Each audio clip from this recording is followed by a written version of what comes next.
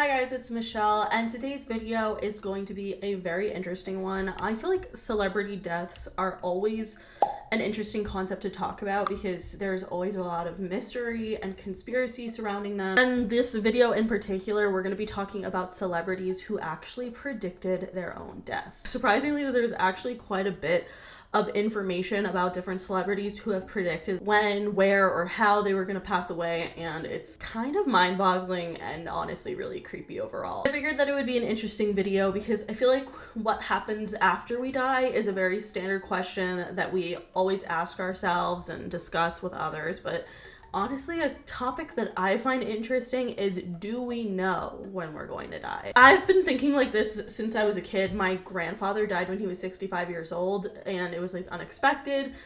And my grandma said that he had said to her the previous week, you know that you're gonna be okay without me, right? Like, he had a heart attack. Like, it was very unexpected. And why would you, like, it's almost like he knew that he was going to die. I really do believe that. And my grandma does too. I'm sure you've heard dozens of stories like that. It just makes me have the overall question, do we have sort of a hunch when we're going to die? I want to start with three people who kind of have a similar story overall, which is Brittany Murphy, Marilyn Monroe, and Michael Jackson. Whenever I think of celebrities predicting their own death, these three people come to mind because they were all convinced that they were being followed and stalked by the Illuminati or the government, however you want to say it. All three of these people believed weeks and months before their death that their phones were tapped, that there was surveillance cameras hidden in their homes. Obviously, Marilyn Monroe, her reasoning behind this had to do with JFK and her association with the Kennedys in general. She knew way too much for sure, and she expressed that to several people, and she expressed to several people that she believed John Kennedy had tapped her house and were also listening to her phone conversations. And then mysteriously, she died. Michael Jackson was somewhat similar, but also more prominent, I think. At least in my opinion, I feel like Michael Jackson was very vocal about speaking out against the music industry. He was very vocal about the Illuminati. He was very vocal about Sony particularly. There is a conversation that was recorded from Michael Jackson talking on the phone saying that he was scared that people were going to come kill him. Those people, allegedly the Illuminati, the music industry, the government, whatever you want to call it. Michael Jackson's was particularly scary because even after his death, the conspiracies still spiral constantly. And Michael Jackson's sister, LaToya, herself believes to this day that Michael was murdered on purpose. It was premeditated, that they had planned to do, and they planned to take my brother out, and my brother knew it. And that's why he told me repeatedly and repeatedly and repeatedly that this was going to happen to him. I do think it's interesting that prior to his death, he was very concerned, again, with being followed. Brittany Murphy is in a similar situation. I think her death is one of the most confusing and strange celebrity deaths. I have a whole video on Brittany Murphy if you guys want to watch it. Brittany Murphy was another person who felt like she was being followed by the FBI and the government. Basically, Brittany was friends with and publicly defended someone who was kind of trying to expose like Homeland Security, and she genuinely believed that from that point forward, she was being stalked by the government. In weeks leading up to her death, she believed that her phone was tapped. She believed that there were cameras, the whole 9 yards once again, and then suddenly died very mysteriously. Then after that, her husband died like 6 months later, very mysteriously, in the same way, like of pneumonia, which is just very strange for a young, healthy couple. Brittany's father 100% believed that someone in the government was the person who killed Brittany and her husband. I don't know what I believe is true, but there is definitely something strange going on with all three of these deaths. I just think it's strange that they were scared that they were being followed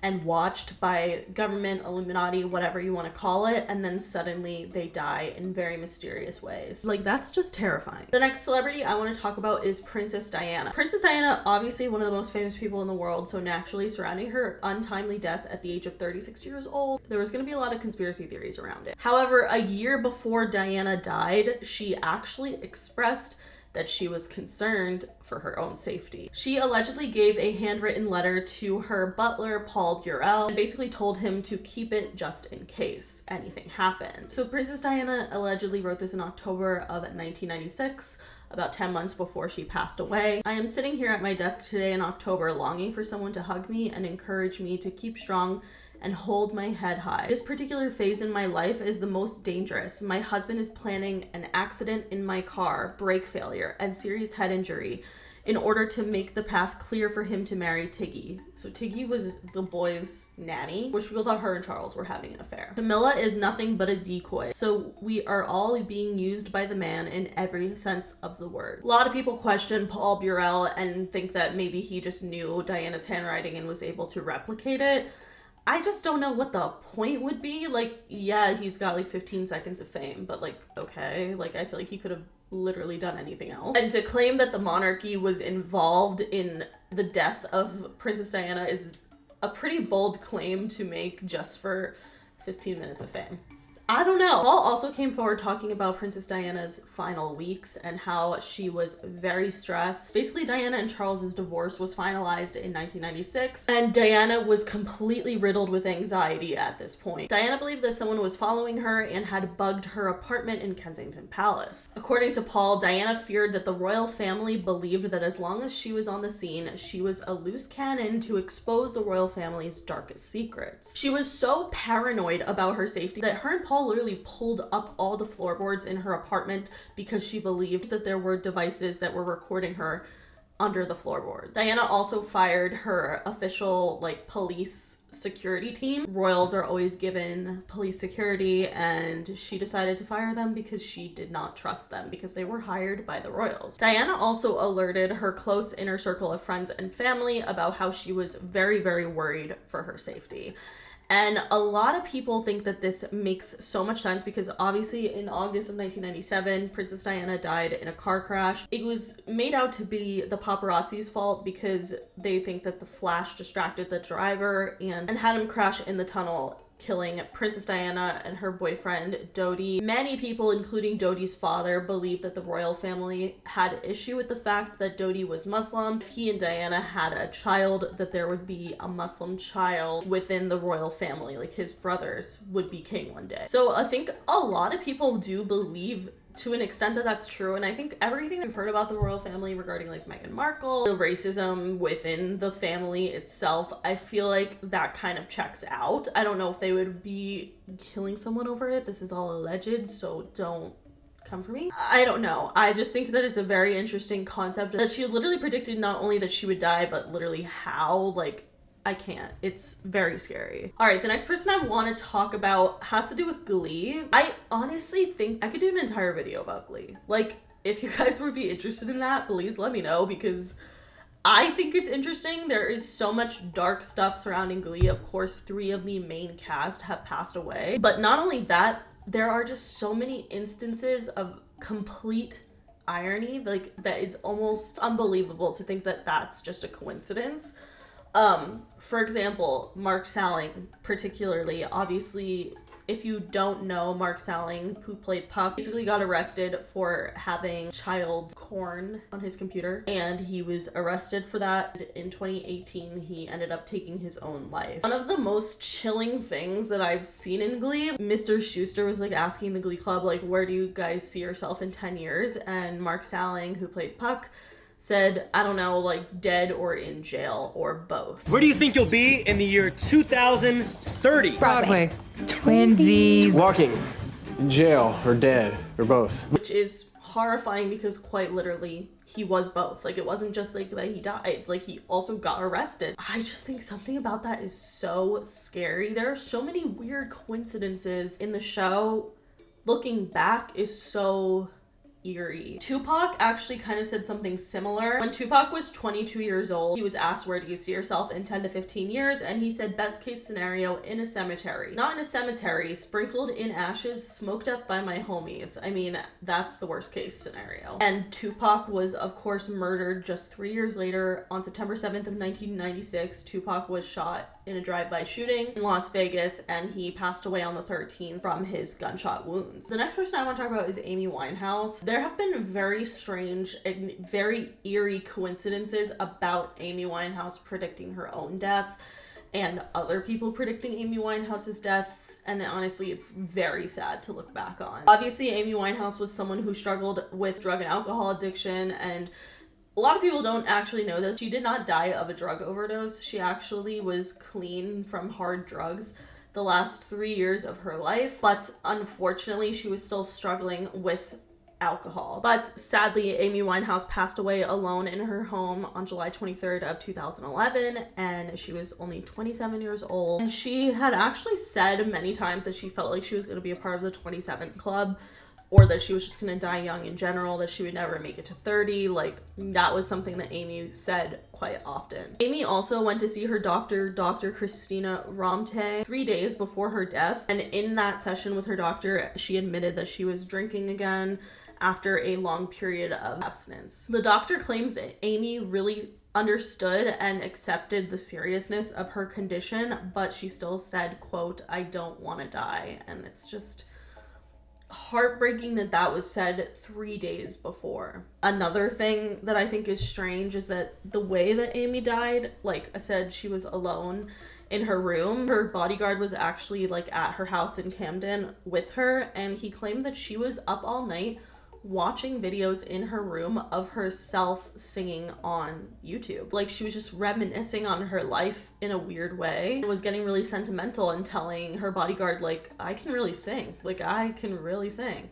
And that just makes me so sad. She spent that last night reflecting on her career. Very heartbreaking, and honestly another really scary and just heartbreaking coincidence that happened with Amy Winehouse was in 2006, 5 years before her death. She was on the BBC show Nevermind the Buzzcocks, and she asked the host Simon for a drink, and he said, "Do you want us to just sit here while you drink yourself to death?" Like, he obviously said it in a joking manner, but it's just scary and a very unfortunate coincidence that that is literally how she died. And also I'm creeped out now because as I looked up, my camera was filming at 27 minutes. Something that was seen as a joke actually came true, and it's just really, really sad. All right, the next celebrity death I want to talk about is Aaliyah. So I have never covered Aaliyah's death before. I can't believe I haven't, because it is incredibly strange and very, very sad. Aaliyah had intuition about her own death. She was trying to avoid it. 4 weeks leading up to Aaliyah's death, she had been experiencing these really scary nightmares where basically she felt like she was completely in the dark and someone was following her, and then all of a sudden she would just start flying away and feeling free. On August 25th of 2001, Aaliyah was set to fly on a chartered plane from the Bahamas to Miami. The plane arrived 2 hours late, and once it got there, Aaliyah is already scared of flying, and I guess this was a much smaller plane than she had anticipated. She was basically like, I'm not going on that plane. She was very adamant about it, did not want to go on the plane. They were also told, like Aaliyah's team, that Aaliyah plus her 7-person entourage plus all of their luggage would be too heavy for this small plane. Literally told them and warned them that this plane would not be safe. But Aaliyah's team insisted that they get to Miami that night. Aaliyah herself refused to go on the plane. She said that she felt sick, she didn't want to go on the plane, she had a headache, and she was going to take a nap. So she went into the car, took a nap, and I guess someone from her team gave her some sort of sleeping pill. I don't know if it was like an anti-anxiety. No one's exactly sure what it was, but gave her some sort of pill that basically knocked her out pretty much completely unconscious. So Aaliyah was quite literally carried onto the plane that she had a prior refused to go on. Flight took off at 6:50 p.m. and only got between 60 and 100 feet before it nosedived back to the ground. And unfortunately, everyone died on the plane. So freaking terrifying and like fucked up that she was so adamant on not going on this plane. She had the intuition. She knew something was going to be wrong with this plane. She literally refused to get on it. She was like, there's no way I'm getting on that plane. To the point where they had to literally knock her out and carry her onto the plane without her knowing. That is so sad. If I was her parents, I would be infuriated. Like, that is just such a horrible situation. And she was only 22 years old. The next celebrity I want to talk about that predicted her death is Lisa Left Eye Lopez from the band TLC. This is probably the scariest example of someone who predicted her own death because, first of all, recorded. A lot of this footage is on camera. A lot of her talking about, you know, this scenario is on camera because Lisa was filming a documentary in Honduras at the time, which later would be released in 2007 as you know, the last days of Lisa Left Eye Lopez. There's a lot of actual footage from, you know, these days that Lisa was spending in Honduras. Basically, Lisa was a passenger in a car accident where her assistant was driving, and this car accident took the life of a 10-year-old boy named Bayron Lopez. Apparently, this weighed very heavily on Lisa. She immediately offered this little boy's parents to pay for everything, make sure he got his medical expenses paid for, his funeral paid for, everything, and then also just gave the family money to, you know, help them during this really difficult time. Bayron's mother, Gloria, actually said that Lisa was just such an excellent and sweet person who treated her family like very, very well, and Lisa was like there trying to take care of the little boy, you know, before he was rushed to the hospital. Prior to her own death, she was in a very fragile state, and this car accident that killed this 10-year-old boy really set Lisa over an edge. She was telling her friends, her family, everyone knew that she was saying that she felt like a spirit was following her that wanted to kill her. And this was the final weeks of Lisa's life, that she was claiming that that car accident that killed a little boy was actually supposed to kill her, and that like death or this dark entity got the little boy on accident instead. And she even said like his last name is also Lopez. You know what these are? These are the shoes that belong to the little boy. And his last name was Lopez. Death, or like the Grim Reaper kind of vibe, screwed up, and she believed that death meant to take her. So like I said, this weighed incredibly heavily on Lisa for the last weeks of her life, and unfortunately on April 25th of 2002, while still in Honduras, Lisa was killed in a car accident. It's just really terrifying to think, because she was so sure that there was something wrong here, and that like, I don't even know, like the fact like the little kid, like imagine how scary it must be to think that like you know, experience an accident and someone else dies and you're like, that should have been me, that was supposed to be me. And then a few weeks later, she's just gone. The whole time was feeling like she was followed by like a dark spirit. I don't know. It actually really creeps me out a lot. But I thought this was a really interesting concept for a video. There are honestly a lot more stories like this of other celebrities who knew that they were gonna die before they did. So if you guys want a part 2, let me know. But either way, that is it for today's video. If you guys liked it, please give it a big thumbs up. Let me know in the comments below what you guys think of these cases. Any theories that you have, I would love to hear them. But that is it. Make sure you follow me on Twitter, TikTok, and Instagram, and subscribe for new videos every week. And I will see you guys later. Bye.